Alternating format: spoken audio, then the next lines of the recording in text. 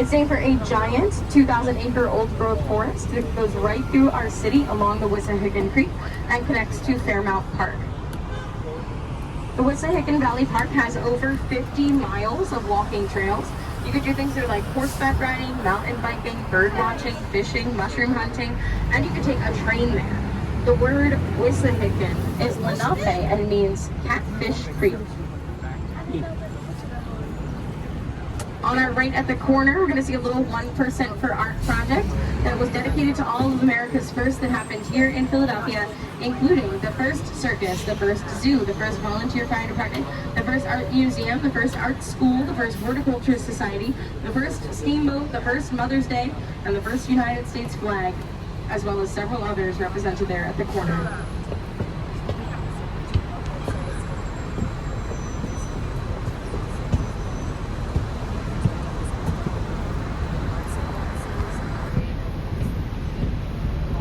In just a moment, we're going to be turning onto the Ben Franklin Parkway. This was the first street to go diagonally against William Penn's grid. It's meant to connect Fairmount Park to the rest of the city, so we'll see the Art Museum at one end and City Hall at the other.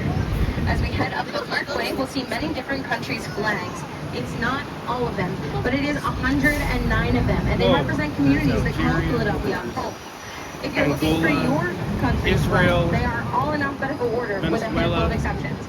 We have our Israeli flag outside of our Holocaust Memorial to our right. It was the first one dedicated in North America in 1964. We have our Polish flag outside of our monument to Thaddeus Kosciuszko. And we have our Italian flag and our Vatican City flag outside of our stop number 8, which is now coming up on our right. This will be the Cathedral Basilica of Saints Peter and Paul.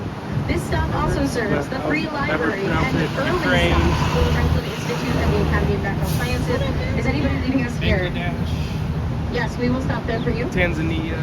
It's going to be around the corner though, my friends. On our right, this is the largest Roman Catholic church in Pennsylvania. It's made from brown stone from neighboring states, Connecticut and New Jersey. This is where Pope John Paul II said his Mass in the 1970s and was delegated as a basilica by Pope Paul VI, which is a church of cultural or historical importance. This one was built in 1864. On our left, a statue of a man named Thaddeus Kosciuszko. He was a Polish man, a freedom fighter who came over during the revolution just to help us out because he really believed in our cause. And he was important because he was responsible for fortifying many of our forts, including West Point, which was never seized by the British during the revolution and became a major turning point for us. After the war was over, our friend Thaddeus went back to Poland to try and help them fight for their freedom from Russia, but he was not as successful there, then spent 2 years inside of a Russian prison, and later in this tour, we'll see the home that he came back to after his time there. Ahead of us on our right is the Amor statue, sister to the Love statue, done by the same artist, Robert Indiana. But this one was dedicated for Pope Francis's visit in 2015 in his native language of Spanish. The Amor statue lives at Sister Cities Park. Italy. Philadelphia has 8 sister Italian cities. flag. You can find out more about them in their cafe and visitors center. They also have a children's discovery garden and a splash pad here. This will be your stop here, my friends. All sorts of flags. Brazil.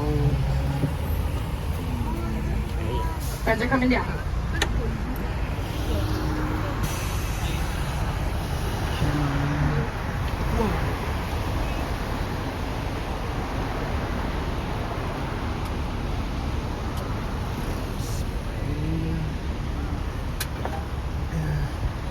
Canada, China, the flag. On our left, we are making our way around one of the 5 original parks placed here by William Penn. I have 2 sets of 2. There's 2 here and 2 in the back.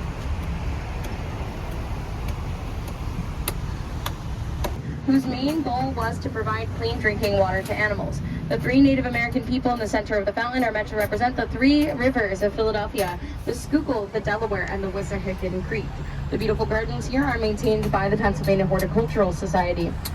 On our right, these 2 French-style buildings are modeled to look like the Twin Palaces in Paris, France. The building that is ahead of us on our right is the Free Library, where you guys can go to hunt down some original manuscripts by Charles Dickens and Edgar Allan Poe. The Free Library does offer tours of the historic book collection, as well as the historic architecture. These buildings were designed by the architect Julian Francis Abel in 1927. He was the first Black American to graduate from the Pennsylvania University School of Architecture in 1901. He was known for having an eye for detail, later went on to become the president of his architectural firm, and has designed several other important buildings around Philadelphia, including the Philadelphia Museum of Art. We are now going to be pulling onto the outer side of the Ben Franklin Parkway and passing our next two stops for the Barnes Foundation Museum and the Rodin Museum. Is anybody leaving us at the Barnes or the Rodin? Nobody? Coming up on our right through the trees will be the Barnes Foundation Museum. This is the largest collection of Impressionist, late Impressionist, and early modern art anywhere outside of Paris. Inside, they have approximately $30 billion worth of artwork by artists like Cézanne, Renoir, Matisse, Van Gogh, and Monet. This collection was originally curated by Dr. Barnes of Lower Merion Township, who did obtain his fortune as a doctor and has been credited with discovering the silver antibiotic eye drops that cure childhood eye infections and have effectively cured childhood blindness. Dr. Barnes actually wrote it into his will that his collection should never leave his home in Lower Merion, but in 2004, a judge decided that it would be appropriate to move the collection into Philadelphia for the purposes of conservation and accessibility, so long as all of the paintings stayed in their original arrangements. And so when you visit the Barnes Museum, you'll see that it's set up quite a bit differently than other art museums you've probably visited. Instead of one painting on a giant white wall, there might be 50 paintings on a crypto wall. It's very cozy in the Barnes Museum. Now coming up on our right will be the Rodin Museum, the largest collection of Rodin's work anywhere outside of Paris. We'll see one of the 5 original castings of his most famous work. Coming up on our right will be The Thinker. The Thinker was inspired by the Divine Comedy, Dante's Inferno, and he is actually staring down into a pool of fire and contemplating the fate of all of humanity. He's part of a much larger piece, which is featured behind him on the face of the building back there. It's called The Gates of Hell. And as we can see, the Gates of Hell are now a wildly popular destination in Philadelphia for wedding photos. Maybe they know, maybe they don't. But either way, the Gates of Hell are also Rodin's life's greatest work.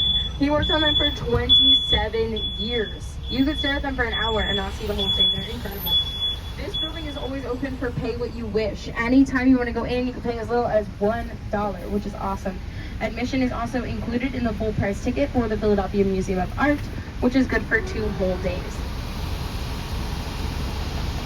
These beautiful trees to our right are called London plane trees. They're a hybrid between the American sycamore and the Oriental plane tree. A great choice for a city street tree because they're on a really lonely branch of the tree of life. So they're very rot resistant. They have this very unique camouflage toned bark, and they also have the unique ability to pull toxins from the air during the process of photosynthesis. In front of us and a little to our left, this oddly shaped brick building is the Parkway House Apartments. This was the first major building in Philadelphia to be designed by a woman architect. Her name was Elizabeth Fleischer. She designed this building in 1953, and she was one of only 4 women who had her architecture license at the time.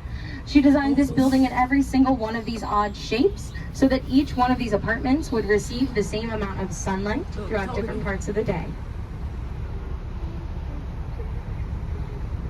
We are now going to be entering an area of the city called Fairmount. There used to be many mansions in Fairmount, but most of them were torn down during the industrial era to make room for row homes to house industrial workers. And to this day, 76% of Philadelphians live inside of a red brick row home. We will see a lot of those today. Fairmount is also the name for Philadelphia's largest park. At just under 10,000 non-contiguous acres, there are many points of interest in Fairmount Park. Here is a super quick highlight reel. We have the Civil War Memorial with the Whispering Benches, the Please Touch Museum designed specifically for children under 7, the first zoo that opened in North America, several historic mansions that are open for tours, the home of John Coltrane, the Audubon Discovery Center, which is like a bird museum on an old reservoir, a zipline course, and the Pennsylvania Horticultural Center with the Japanese tea houses, and all of the wonderful things that are in bloom for the early summer. If you're interested in visiting any of the attractions in Fairmount Park, my recommendation to you is to hop onto the red line of the map, the Fairmount Park loop. A little bit more on that when we get there. will see one of the only remaining mansions in this area. The brownstone mansion just beyond the traffic light was once owned by a German brewing family by the name of the Bergdahls. They must have loved the United States a whole lot because they named one of their children Grover Cleveland Bergdahl. But he was a troublemaker and a womanizer and a draft dodger during World War I, for which he eventually landed himself in jail. And speaking of jail, staff number 11 Eastern State Penitentiary is now directly in front of us. Is anybody going to jail today? No. No criminals on my bus. This prison was designed by the architect John Haviland, who said that he wanted to make it so scary on the outside that you would never want to end up on the inside, and I certainly believe that to be true. No longer open as a prison, but open every day for historic and self-guided tours. On our right, the best view, to our right. Whoa. Whoa. Terrifying.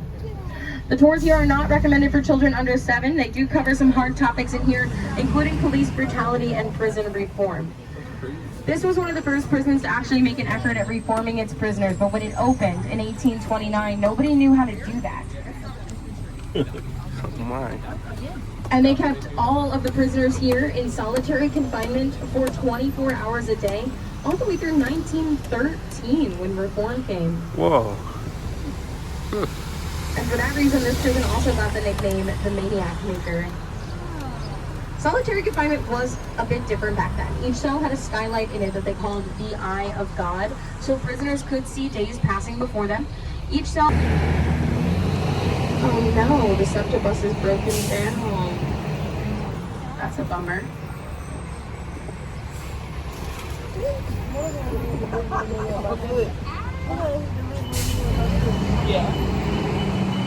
I don't know if you guys heard, because I know many of you are probably just visiting the city, but Philadelphia is about to have some very serious transit issues. So SEPTA, so it stands for the Southeastern Pennsylvania Transit Authority, is about to be cut, like, by a lot. And regional rails are going to stop running after 9 p.m. Something like 60% of the bus lines are going to be cut due to, like, funding issues. So that's just a little bit about what the city climate is like right now. It's humid. Yeah. Take SEPTA if you get the chance. Coming up on our right will be the Parliament Building. This stop serves as connection to the Flash Bus. Is anybody taking the Flash Bus? Nobody? Lisa? Coming up on our Israel. right, this building began its life as the Fidelity Mutual Life Insurance Company in the 1930s, Yep, done in the Art definitely. Deco style.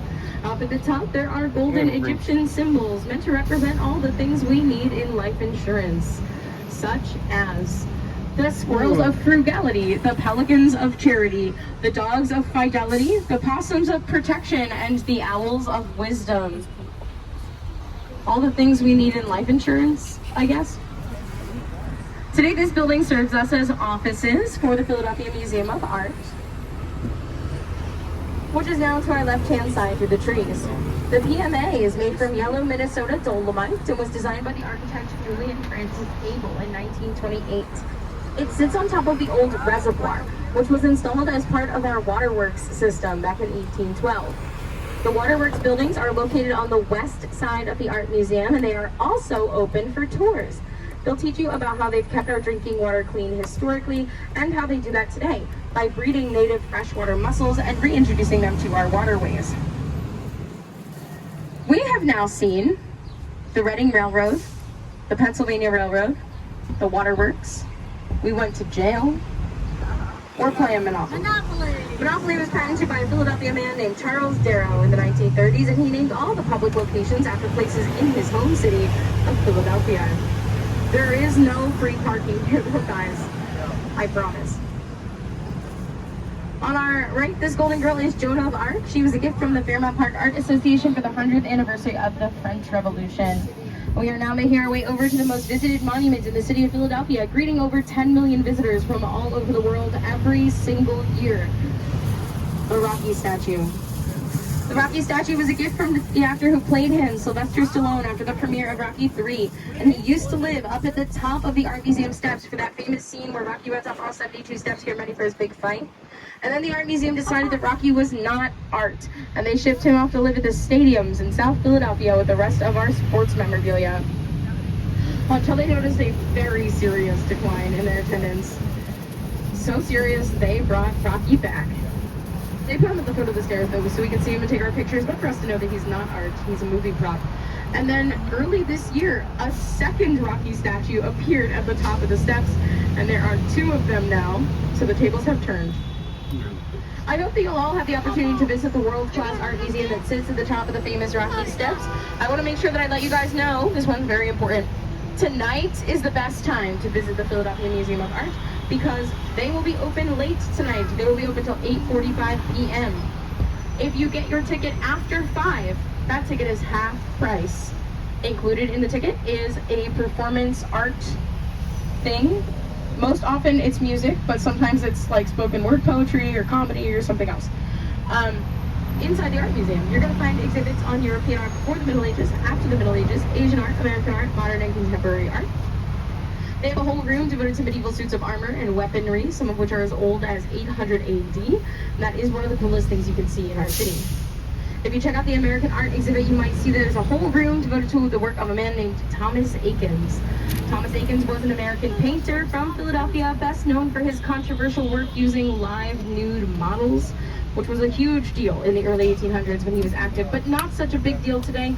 And to our left, this park over here is named after him. This is Eakins Oval. Certainly the most confusing place to drive in Philadelphia, but we're not going to worry about that. Max is a pro, he does it every day. We are now going to be pulling up to our stop number 15 for the Art Museum, the Rocky Steps, and the Fairmount Park Loop. If you are leaving this bus to take your picture with Rocky or returning at any point in your